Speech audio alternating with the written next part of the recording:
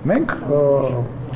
ոչ արևմտամետ ենք, ոչ ռուսամետ ենք, ոչ որևիցե բան։ Մենք հայամետ ենք եւ Հայաստանի Հանրապետության, ռեալ Հայաստանի Հանրապետության օրակարգն ենք սպասարկում եւ ներողություն եմ խնդրում բոլորից, բայց չի կարելի մի ծայրահեղությունից մյուս ծայրահեղություն ընկնել։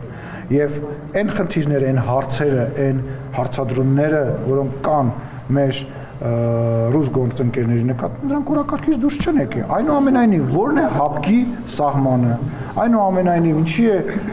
ՀԱՊԿ-ը նույնիսկ քաղաքական մակարդակով իրեն հեռու պահել։ Այդ ՀԱՊԿ-ի երկրներից մեկն է հայտարարել, որ իրենք միասին հաղթեցին Հայաստանին եւ այլ, այդ եւ շելի շատ ու շատ հարցեր դուրս չեն եկել։ Բայց եթե դրանք չեն լուծվում, ճանապարհը ո՞րն է, դրանք թողնել շարունակել։ Չէ, ճանապարհը հետեւյալն է։ Այլ ճանապարհ։ Ճանապարհը հետեւյալն է, ճանապարհը այդ հարցերը բարձրացնել, միևնույն ժամանակ մեր անվտանգային համակարգը, մեր տնտեսությունը այլ տարբերակներ փնտրելն է, բայց գիտեք ինչ, եկեք հələ մի բան վերանանք, հա, որևիցե երկրից։ Այնուամենայնիվ լավ բան չէ մի երկիրը ամբողջությամբ մեկ խողովակից կախելը եւ մեկ ճանապարհով երկիրը ապահովելը։ Ասում եմ, կարևոր չի դա որ ճանապարհն է։ Չի կարելի լինել միայն, չգիտեմ, արևմտամետ, չի կարելի լինել միայն ռուսամետ։ Պետք է քո երկրի շահերը ունենալ։ Բայց Մոսկվան բազմաթիվ անգամ է ասել, որ եւ հնարավոր չէ։ Լսեք, Մոսկվան ունի իր օրակարգը, Հայաստանի Հանրապետությունը ունի իր օրակարգը։ Այդ հանդիպումները, այդ խոսակցությունները հենց դրա մասին են։ Տեսեք, մեր հարևան Իրանը ունի իր տեսլականը, ԱՄՆ-ն ունի իր տեսլականը եւ Հայաստանի Հանրապետությունը հենց դիվանագետի,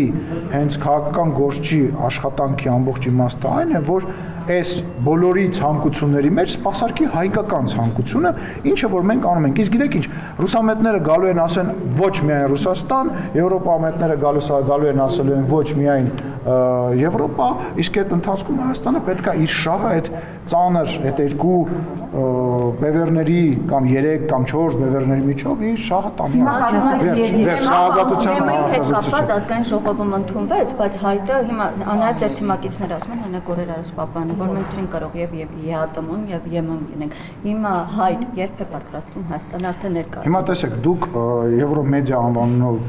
լրատվամիջոցն եք։ Ես մեր լրատվամիջոցի վերեմ։ Հա, չէ, Եվրոմեդիան բերեմ օրինակ, Եվրոմեդիա լրատվականը իմ ունեցած տեղեկություններով բավականին ռուսամետ գործընկերներ ունի։ Ես կարամ, ես օրինակ եմ, ես ժողովրդի մասին չեմ խոսում, կարամ ժողովրդից խոսեմ։ Եվրոմեդիան ունի, բայց անը դրել է Եվրոմեդիա։ Մեկը մյուսին հիմա հակասում է։